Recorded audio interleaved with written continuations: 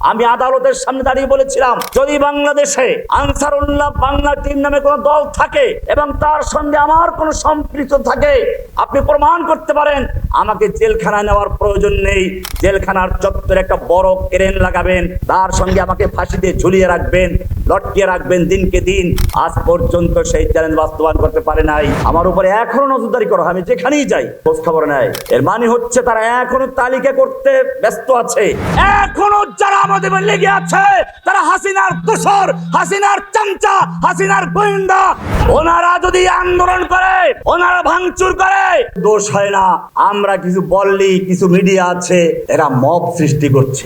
সর্বপ্রথমেই আমি আজকে এই বৈষম্যহীন কারামুক্তি আন্দোলনের নেতৃবৃন্দকে আন্তরিক মোবারকবাদ জানাই, যারা মজলুমদের কণ্ঠস্বর হয়ে এখনো আওয়াজ তুলে যাচ্ছেন। আমি স্মরণ করছি শুরুতেই সেই সমস্ত মজলুম ভাইদের যারা জুলাই আগস্টে নিজের তাজা রক্ত দিয়ে বাংলাদেশকে পুনর্বার স্বাধীন করেছেন, যারা এখনো পঙ্গুত্ব বরণ করে, কেউ চোখ হারিয়ে, কেউ হাত পা হারিয়ে, কেউ বুলেটের সেই স্প্রিন্টার সরিয়ে নিয়ে ঘোরাফেরা করছেন, কেউ হাসপাতালে বেডে কাতরাচ্ছেন। আমি স্মরণ করছি ওই সকল ভাইদেরকে যারা এখনো কারাগারে মজলুম অবস্থায় বন্দী হয়ে আছেন। স্মরণ করছি আমাদের প্রবাসের সাংবাদিক ইলিয়াস ভাই, পিনাকি ভট্টাচার্য, যারা মজলুমদের পক্ষে অকুতোভয় হয়ে কথা বলেছেন এবং বলে যাচ্ছেন। ভাইরা আমার, আজকে আমার আসলে এখানে বক্তব্য দেওয়ার মতো কোনো ভাষা নেই, কারণ যখন আসতেছিলাম তখন পুরা কারাগারের চিত্রটাই আমার ভিতরে ছিল। এখনো মনে পড়ে আমার অনেক ভাই ভিতরে আছে, আমাদের মাওলানা সাব্বির ভাই, তারপরে আরো কয়েক ভাই, নামগুলো আমি একটু মনে করতে পারছি না, সবগুলো তো তাজা চেহারাগুলো আমার সামনে আছে। রাত্রে যখন অসুস্থ হয়ে পড়ে একটা আওয়াজ পাই কারাগারে, কারারক্ষী ভাই, তার মানে হচ্ছে কি অসুস্থ হয়ে পড়েছে, কোনো সমস্যা হয়ে পড়েছে।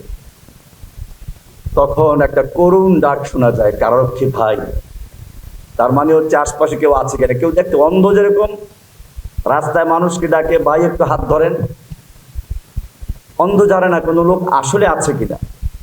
ঠিক কারাগারে যখন আমরা বন্দী ছিলাম, রাতের বেলায় লক আপ করা, রাতের বেলায় কি, যখন মানুষ বাহিরে ঘুরতে বের হয় আসরের সময়, তখনই আমাদের লক আপ হয়ে যায়। আবার যখন সকালবেলা গরু ছাগল পর্যন্ত মুরগিগুলো বের হয়ে যায়, তখন আমরা বন্দী। আবার ডাক, কারারক্ষী ভাই, লক আপটা একটু খুলবেন। আমার মনে পড়ে আমি একবার এক কারা কর্মকর্তাকে বলেছিলাম যে সকালবেলা পারলে একটু সকালে খুলে দিবেন, কারণ আমি তো গ্রামের ছেলে, সকালবেলা মোরগের খাঁচাগুলো দেখতাম, মুরগি মোরগ যেখানে থাকে, একটু দেরি হয়ে গেলে ঠোকরাঠুকরি শুরু করে দেয়, আমাদের ওপর অস্থির লাগে। যেই টাইমটা আপনাদের খোলার সময়, ওরা আসে, গল্প করছে, দাঁড়িয়ে আছে, ঘন্টা পড়ে গেছে, 3 বাড়ির পরে খুলে দেওয়ার নিয়ম, কিন্তু চলে যাচ্ছে, ঘন্টায় ঘন্টা বের হয়ে যাচ্ছে, ওরা গল্প করছে। ওদের তো কোনো সমস্যা না, ওরা তো বাইরেই আছে। আমাদের শুধু বারান্দাটা খুলে দেওয়া হতো, বারান্দা। এই কারণে আমার শেখ আব্দুল্লাহ আল আজ্জাম রহমতুল্লাহ একটা কবিতা মনে পড়ে, কাইফাল করার ওয়া কাইফা ইয়াহদাউ মুসলিমুন। একজন মুসলিম কি করে আরামে ঘুমায়, কি করে সে শান্তিতে বসে আছে, অথচ তারই ভাইয়েরা, তারই বোনেরা কারাগারে নির্যাতিত নিপীড়িত অবস্থায় আছে। এক একজন বোনকে কারাগারে ধর্ষণ করা হয় এবং তারা বাঁচানোর জন্য তাদের হাত ছাড়া আর কিছুই নেই। শেষ পর্যন্ত তারা বলে, হায় আফসোস, আমরা যদি দুনিয়ায় জন্মগ্রহণ না করতাম। এই চিৎকার আমাদের বোন আফিয়ার থেকে আসে, এই চিৎকার আমাদের বাংলাদেশের কারাগারে আমাদের বোনেরা অনেকেই আছে, আমরা তাদের চিনি না, জানি না। সেজন্য আসলে ওয়াজ করলে অনেক কিছু করা যায়। আমার কাছে মনে হয় যাদের আল্লাহ সুবহানাহু ওয়া তাআলা কবুল করেন তারাই কেবলমাত্র এই ধরনের কাজের সঙ্গে যুক্ত হতে পারে। আমার মনে পড়ে যেদিন আমি জেলে থাকা অবস্থায়, আপনারা জানেন না, জেলখানায় আমাদেরকে হত্যা করার প্ল্যান করা হয়েছিল 5ই আগস্টের পরে 6 তারিখে সকালবেলায়। সেদিন বারবার আমাদের বিল্ডিং হামলা হচ্ছিল, কিন্তু ভাগ্যক্রমে আমি ওই দিন আমার কয়েকজন ভাই ছিল যারা সিনিয়র বিএনপির নেতা, ওনারা বলেছিলেন জসিম ভাই আপনি একটু আজকে সরে থাকেন, অন্য জায়গায় চলেন। আমি ওনাদের কাছে চলে গেছিলাম। এরপরে এসে দেখি যে আমার রুমের ভিতর অনেকগুলো তাজা গুলির খোসা। আমি একজনকে জিজ্ঞেস করি এগুলো কিসের? ওই যে আনার হত্যা মামলার আসামি কি যেন নাম, শিমুল ভুইয়া, ও ছিল তখন আমার পাশের ব্লকে। ও বলল জসিম ভাই এগুলো সবগুলো AK-47 গুলি, সবগুলো তাজা খোসা।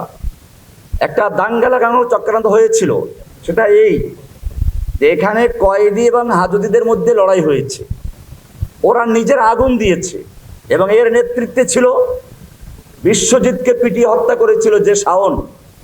এই শাওন ছিল তখন কয়েদিদের নেতা, জেলখানার বড় নেতা। তার নেতৃত্বে বিভিন্ন জায়গায় আগুন লাগানো হয়েছে। আগুন লাগানোর পরে দেখানো হচ্ছিল যে দাঙ্গা হয়েছে, কিন্তু আলহামদুলিল্লাহ আমার ভূমিকা ছিল কঠিন। আমি প্রত্যেকটা জায়গায় বলেছি আমাদের ভাইদেরকে আপনারা কেউ খবরদার ওদের ফাঁদে পা দিবেন না, প্রত্যেকে নিজ জায়গায় বসে থাকেন। আমি সেদিন মাইক নিয়ে অঙ্গীকার করেছিলাম আমি বের হলে পরে চেষ্টা করব আপনাদের সকলকে বের করার জন্য, কেউ বিশৃঙ্খলা করবেন না, কারণ আপনারা এমন একটা জেলে যেখান থেকে আসলে বের হতে পারবেন না, বা বের হলেও আপনারা বেশি দূর যেতে পারবেন না। তার চেয়ে থাকেন, দেখি আল্লাহ যদি রাস্তা খুলে দেয় আপনারা বের হতে পারবেন। আমি সেদিন এই অঙ্গীকার করেছিলাম আমার সঙ্গে যারা ছিল। এরপরে সেনাবাহিনী যখন বিকেলে ঢুকে, আমি সেনাবাহিনীকে রিসিভ করেছিলাম। আজকে সরকারের উচিত যেই বন্দীদের ত্যাগের উপরে ভিত্তি করে আপনার ক্ষমতায় আছেন, এটা মনে রাখতে হবে ছাত্রদের আন্দোলনটা একদিনে হয় নাই। মজলুমদের তিলে তিলে তাদের আত্মীয় স্বজন, তাদের বন্ধু বান্ধব, তারা এই দেশের নাগরিক, আমাদের যারা ভালোবাসে, তাদের ঐক্যবদ্ধ আন্দোলনে ছাত্রদের নেতৃত্বে, হয়তো ছাত্ররা সামনে ছিল, পিছনে আমাদের ভাইরাই ছিল, তাদের নেতৃত্বে ঐক্যবদ্ধভাবে একটা আন্দোলন হয়েছে। সেখানে আপনারা ক্ষমতায় এসেছেন। আপনাদের প্রতি আমাদের একটা বড় আশা ছিল। আমরা জেলখানা দেখেছিলাম যে যত সন্ত্রাস বিরোধী আইনি মামলা আছে, তথ্য প্রযুক্তি মামলা আছে, সবগুলোকে তুলে নেওয়া হবে। আমরা খুব খুশি হয়েছিলাম, কিন্তু এসে কি দেখলাম আমার নিজের মামলায় এখন পর্যন্ত উল্টো হয় নাই। বিশেষ করে যেই মামলাটা দিনে দুপুরে আমাকে অপহরণ করা হলো জামিনের পরে, হাসিনার পালানোর মাত্র 6 মাস আগে প্রচার করলো আমি বের হয়ে গেছি, আমাকে খোঁজা হচ্ছে, অথচ ভিতরে সিসি ক্যামেরা, বাইরে সিসি ক্যামেরা। যেখানে আমাকে নিয়ে রাখা হলো সেই বেইলি রোডের সিডিডিসি ভবনের, সেখানে সিসি ক্যামেরা। আমাকে যেই রুমে গুম করে রাখা হলো সেখানে সিসি ক্যামেরা ছিল। এইরকম এই তথ্য প্রযুক্তির যুগে এত বড় ডাহা মিথ্যা কথা, আর সেইগুলো প্রচার করলো কালবেলা, তারপরে ডেইলি স্টার, প্রথম আলো, এই সব পত্রিকা ব্যাপকভাবে প্রচার করলো, প্রতিবেদন করলো। এরপরেও সেই মামলা পর্যন্ত এখন উদ্যোগ করা হয় না। এই জন্য মনে রাখতে হবে, আমি আপনাদেরকে স্পষ্টভাবে বলি, যদি সত্যিকার অর্থে কারাবন্দী ভাইদের প্রতি আপনাদের ভালোবাসা থাকে, কিয়ামতের মাঠে যদি সত্যিকার অর্থে আল্লাহর কাছে জবাবদেহি করার থেকে বাঁচতে চান, এখনো সুযোগ আছে। সেই আশেকে রাসূল যারা আল্লাহর রাসূলের পক্ষে কথা বলার কারণে কারাগারে বন্দী হয়ে আছে, যারা আল্লাহর দ্বীনের পথে কাজ করতে গিয়ে বন্দী হয়ে আছে, যদি আমরা তাদেরকে মুক্ত করতে না পারি, কিয়ামতের মাঠে আল্লাহর কাছে জবাবদেহির কোনো পন্থা থাকবে না। আল্লাহর নবীর কাছে যখন আপনারা যাবেন, আমরা যাব, আল্লাহ নবী তাড়িয়ে দিবেন, সৌকান সৌকান তাড়িয়ে দিবেন। সেজন্য আমার এই কথাগুলো আসলে বের হচ্ছে না আজকে, কারণ আমি এখন দেখতে পাচ্ছি আমার ভাইরা সেই কারাগারে আছে 10টা 11টা বছর পর্যন্ত, 11 বছর 16 দিন পর্যন্ত যাদের সঙ্গে ছিলাম, তারা সুযোগ পেলেই ফোন করে। আপনারা হয়তো জানেন না, এই যে প্রথম ঈদ কাটালাম বাইরে, আমি প্রথম যখন আমি খাসি জবাই করলাম একটা, মনে পড়লো সেই বন্দীদের কথা। আমি তাড়াতাড়ি আমার ভাতিজাকে বললাম, দেখো তুমি এই গোশতগুলো ভুনা করো।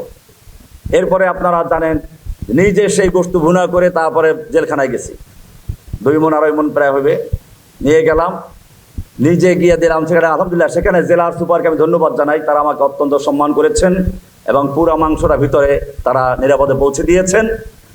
আমার প্রত্যেকটা মুহূর্তে মনে, কিন্তু আমি করবো কি? আমি নিজেও তো এখনো, আপনারা জানেন, আমার উপরে এখনো নজরদারি করা হয়। আমি যেখানেই যাই, এই NSI, তারপরে আরো কিছু লোক আছে, আমি নাম বলতেছি না, এরা খোঁজ খবর নেয়, রেকর্ড রাখে কোন কোন জায়গায় গেলাম, কে আমাকে দাওয়াত দিল।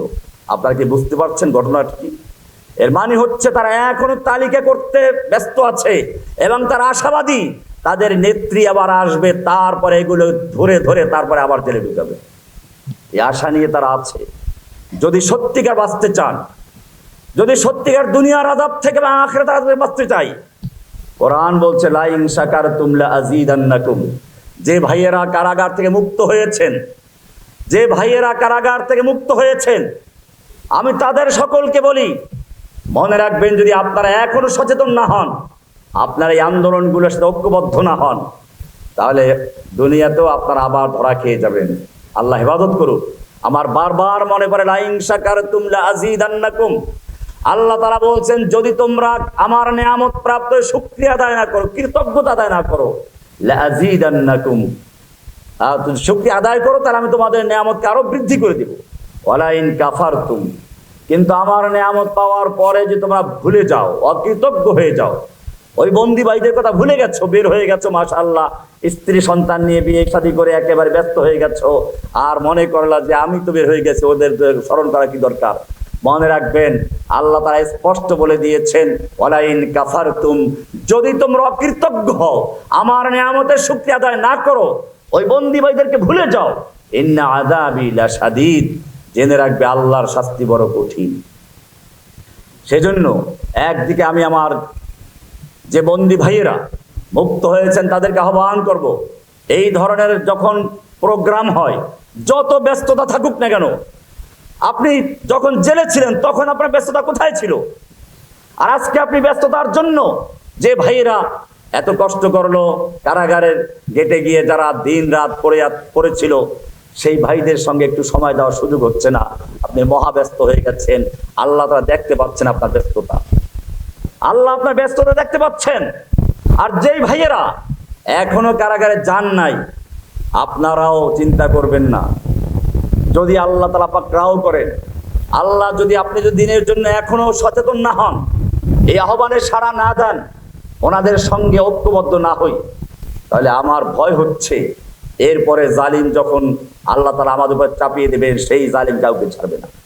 আমি সরকারকে বলবো, এরকম ভাবে যে ছাত্র ভাইরা আন্দোলন করেছে, তোমাদেরকে বলবো, জেনে রাখো, তোমাদের মধ্যে আমাদের মধ্যে দূরত্ব তৈরি করার চক্রান্ত চলছে। মাদ্রাসার ছাত্রকে আলাদা করা হচ্ছে, আমাদের বন্দীদেরকে আলাদা করা হচ্ছে, তোমাদেরকে আমাদের থেকে দূরে সরানো হচ্ছে। এটা একটা গভীর চক্রান্ত। জেনে রাখো, নূরকে প্রথমে বিতর্কিত করা হয়েছে, এটা পরিকল্পিত ছিল। তাকে মোসাদের সঙ্গে বসানো, এরপরে তা প্রচার করা, এটা পরিকল্পিত ছিল, যাতে করে তাকে বিতর্কিত করলে পরে দেশের মানুষ তার সঙ্গে থাকবে না, এরপরে পিটানো হোক। এইভাবেই এক একজনকে এক একভাবে বিতর্কিত করা হবে। এক একজনকে বলা হবে উনি আসলেই জঙ্গি, ওরা আসলে অপরাধী। আমি আগেও বলেছিলাম, হাসিনার যুগে আমাদের নামে যত মামলা হয়েছিল, সেইগুলো আমরা দাবি করেছি সবগুলো ভুয়া মিথ্যাবাদী। আমি বারবার বলেছি, বাংলাদেশে আনসারুল্লাহ বাংলা টিম নামে কোনো দলের অস্তিত্ব ছিল না। এখনো বলি, যেই সমস্ত সাংবাদিক, যেই সমস্ত ডেইলি স্টার আর ভারতের ৫ চট্টগ্রাম প্রথম আলোর সাংবাদিকরা এগুলো সাজিয়েছিল, সেই সাংবাদিকগুলো আমি চ্যালেঞ্জ করেছি, আদালতে চ্যালেঞ্জ করেছি, বাংলাদেশে আনসারুল্লাহ বাংলা টিম নামে কোনো দলের অস্তিত্ব ছিল না, ছিল না, ছিল না। আমি আদালতের সামনে দাঁড়িয়ে বলেছিলাম, যদি বাংলাদেশে আনসারুল্লাহ বাংলা টিম নামে কোনো দল থাকে এবং তার সঙ্গে আমার কোনো সম্পৃক্ত থাকে, আপনি প্রমাণ করতে পারেন, আমাকে জেলখানায় নেওয়ার প্রয়োজন নেই। জেলখানার চত্বরে একটা বড় ক্রেন লাগাবেন, উঁচু ক্রেন, তার সঙ্গে আমাকে ফাঁসিতে ঝুলিয়ে রাখবেন, লটকিয়ে রাখবেন দিনকে দিন, যাতে বিশ্ববাসী যেন বুঝতে পারে, জানতে পারে জসিমউদ্দিন রহমানী আদালতে মিথ্যা চ্যালেঞ্জ করেছিল। আজ পর্যন্ত সেই চ্যালেঞ্জ বাস্তবায়ন করতে পারে নাই, বরং আদালত রাজীব হায়দার হত্যা মামলার রায়ের কপিতে লিখে দিয়েছে, 280-82 পৃষ্ঠায় দেখবেন পরিষ্কার লেখা আছে, আনসারুল্লাহ জসিমউদ্দিন রহমানীকে আনসারুল্লাহ বাংলা টিমের আধ্যাত্মিক নেতা বা গুরু বা সদস্য বলা হলেও আদালত, রাষ্ট্রপক্ষ তা প্রমাণ করতে সম্পূর্ণ ব্যর্থ হয়েছে। পরিষ্কার লেখা আছে। এর পরেও দেখবেন এদেশের কতগুলো বামপন্থী রামপন্থী সাংবাদিক এখন লিখে যাচ্ছে জসিমউদ্দিন রহমানী আনসারুল্লাহ বাংলা টিমের সভাপতি, গুরু, মুক্তমুখ। এটা কেন আপনাদেরকে বলছি আমি, জসিমউদ্দিন রহমানী কোনো চিন্তা নেই। খাসি যদি উপরে জবাই করে টানানো হয়, চামড়া নিচের মাথা নিচের দিকে উপরে দিয়ে সেই চিন্তা করে লাভ নেই। আমাদের মনে রাখতে হবে, আবু বকর রাদিয়াল্লাহু তাআলা আনহুর স্ত্রী বড় বোন আসমা রাদিয়াল্লাহু তাআলা আনহা, তিনি তার ছেলেকে বলেছিলেন আব্দুল্লাহ বিন জুবাইরকে যে তুমি যদি হকের উপরে থাকো তাহলে লড়াই করে যাও, আর যদি মিথ্যা উপর থাকো তুমি দুনিয়াতে ধ্বংস হলা, তোমার সঙ্গীদেরকে ধ্বংস করেছ, তুমি ধ্বংস হয়ে যাবে। লড়াই করলেন, শহীদ হলেন। আমাদের মনে রাখতে হবে, যদি সত্যিকার অর্থে বাংলার জমিনে আমরা দিন কায়েম করতে চাই, বাংলার জমিনে যদি সত্যিকার অর্থে সাতেমে রাসূলদেরকে বাংলার জমিন থেকে বিতাড়িত করতে চাই, ঐক্যবদ্ধভাবে আমাদেরকে লড়াই করতে হবে। আমাদেরকে মনে রাখতে হবে, শুধু বক্তৃতা আর শুধু সেমিনার করে ক্ষান্ত হলে চলবে না। গ্রামে গঞ্জে শহরে সব জায়গায় শক্তিশালী, আমাদের সংগঠন শক্তিশালী করতে হবে। ভাইরা আমার, মূলত আসলে আমার এখানে আজকে কথা আসছে না, বলতে পারছি না, কারণ আস্তে আস্তে আমি খুবই বেশি ইমোশনাল হয়ে গিয়েছিলাম। তো যে বিষয়গুলো আমি বলতে চাই, যে আমাদেরকে আসলে ঐক্যবদ্ধ হতে হবে। জালিমরা বিভিন্ন চক্রান্ত করবে, এটাই স্বাভাবিক, কিন্তু আমাদের মনে রাখতে হবে জালিমদের সেই চালে, তাদের সেই ফাঁদে পা দিলে চলবে না। আমাদের ঐক্যবদ্ধ হতে হবে, আমাদের প্রতিজ্ঞা করতে হবে। যদি আমাদের ভাইদেরকে অবিলম্বে কারাগার থেকে মুক্ত না করা হয়, তাহলে এমন আন্দোলন গড়ে তুলতে হবে, এমন বিপ্লব গড়ে তুলতে হবে, যেন সমস্ত ক্ষমতাকে চ্যালেঞ্জ করে আমরা নিজেরাই ক্ষমতা গিয়ে আমাদের ভাইদেরকে মুক্ত করে দিতে পারি। আমি সারা বাংলাদেশের যারা বন্দী আছে কারাগারে, সারা বাংলাদেশের কারাগারে যারা বন্দী আছে তাদের পরিবারকে বলবো, যদি সত্যিকার অর্থে এই বৈষম্যহীন কারামুক্তি আন্দোলনকে সাহায্য করতে পারেন এবং শক্তিশালী হতে পারে, ইনশাআল্লাহ আফগানিস্তানে যেমন তালেবানরা কারাগারের গেট খুলে দিয়েছিল, জসিমউদ্দিন রহমানী নিজ দায়িত্বে সারা বাংলাদেশের কারাগারের জেলগুলো খুলে দেবে ইনশাআল্লাহ।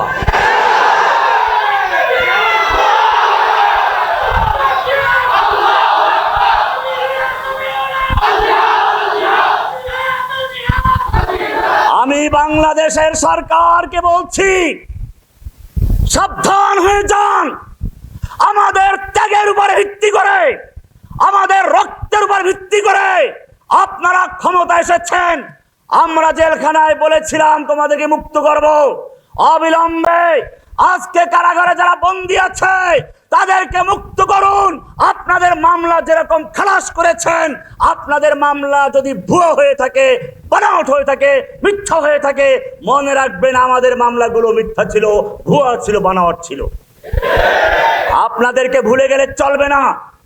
আপনাকেও লোহার খাঁচার ভিতরে ঢুকানো হয়েছিল, আপনাদেরকেও সাজা দেওয়া হয়েছিল। সাজা দেওয়া মানে হচ্ছে অপরাধ প্রমাণিত। যদিও হাসিনার আদালত আমরা বুঝি সাজানো মিথ্যা মামলাগুলো ছিল, আপনাদেরও মিথ্যা মামলা ছিল। আমি পরিষ্কার বলি, আপনাদের মামলা আমরা মনে করি মিথ্যা ছিল।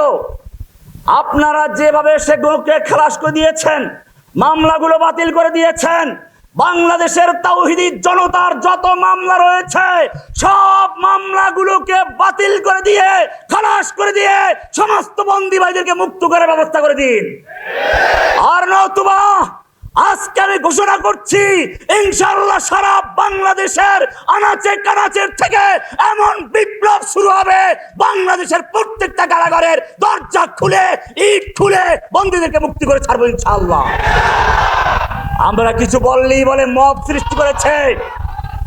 ওনারা যদি আন্দোলন করে, ওনারা ভাঙচুর করে, তাহলে তাদের দোষ হয় না। আমরা কিছু বললেই, কিছু মিডিয়া আছে এরা মব সৃষ্টি করছে, একটা মব শব্দ বের করেছে। এই মব শব্দ কেন বের করা হয়েছিল, কোন দিন বের করা আপনারা জানেন না। এই মব শব্দটা তৈরি করেছিল আমাদের একটা বিশেষ কারণে। কালবেলা পত্রিকা আমরা ঘেরাও দেওয়ার কর্মসূচি দিয়েছিলাম। সেই সময় দেশের একজন উপদেষ্টা, যিনি মজলুমদের পক্ষ হয়ে কাজ করার অঙ্গীকার নিয়ে ক্ষমতায় গেছেন, তিনি সর্বপ্রথম আমাদের বিরুদ্ধে মফসদার ব্যবহার করেছিল। সুতরাং মনে রাখতে হবে, আমরা যখন কোনো কথা বলি, আমরা যখন আমাদের দাবির পক্ষে আওয়াজ তুলি, তখন আমাদের পিছনে এনে সাইকেল লাগানো হয়, গোয়েন্দা বিভাগের লোকদেরকে বানানো হয়। আমি পরিষ্কার বলি, সারা বাংলাদেশে এখনো যারা আমাদের লেগে আছে, তারা হাসিনার দোসর, হাসিনার চামচা, হাসিনার গোয়েন্দা। জেনে রাখবা, যখনই তোমরা কোন আমাদের পিছনে ষড়যন্ত্র করবে, আমরা তোমাদেরকে চিহ্নিত করে করে ইনশাআল্লাহ আবার তোমাদের বিচার করার জন্য প্রস্তুত হচ্ছি ইনশাআল্লাহ। যেভাবে জুলাই আগস্টে এই হাসিনার দোসরদেরকে বিচার করা হয়েছিল, ইনশাআল্লাহ তোমাদের বুঝে রাখতে হবে, এই দেশে আর কখনো হাসিনা ফিরতে পারবে না ইনশাআল্লাহ। তোমরা যদি সোজা হয়ে যাও তাহলে সোজা হও, আর যদি সোজা হতে না পারো, জেনে রাখবে এর পরের যে বিপ্লব শুরু হবে, তুফান শুরু হবে, সেই ইসলামের বিপ্লব, ইসলামের তুফান, ইনশাআল্লাহ সেই বিপ্লবের মাধ্যমে বিজয় এনে বাংলার ক্ষমতার মসনদ দখল করে তোমাদের বিচার করে ছাড়বে ইনশাআল্লাহ। কারাগারে সকল বন্দীদেরকে মুক্ত করে ছাড়বে ইনশাআল্লাহ। আমি ধন্যবাদ জানাই আজকের এই আয়োজকদেরকে, ধন্যবাদ জানাই আপনাদেরকে যারা কষ্ট করে এসেছেন। আমি মনে করছি আবারও বন্দী ভাইদেরকে, তোমরা সবর করো, ধৈর্য ধরো, ইনশাআল্লাহ আল্লাহ তোমাদের রাস্তা খুলে দিবেন, ইনশাআল্লাহ রাস্তা খুলে দিবেন। আল্লাহ মজলুমদের কান্দা শুনেন, মজলুমদের পক্ষে আল্লাহ সাহায্য করেন। আল্লাহ সুবহানাহু ওয়া তাআলা আমাদের কবুল করেন, আমিন। আসসালামু আলাইকুম ওয়া রাহমাতুল্লাহি ওয়া বারাকাতুহু।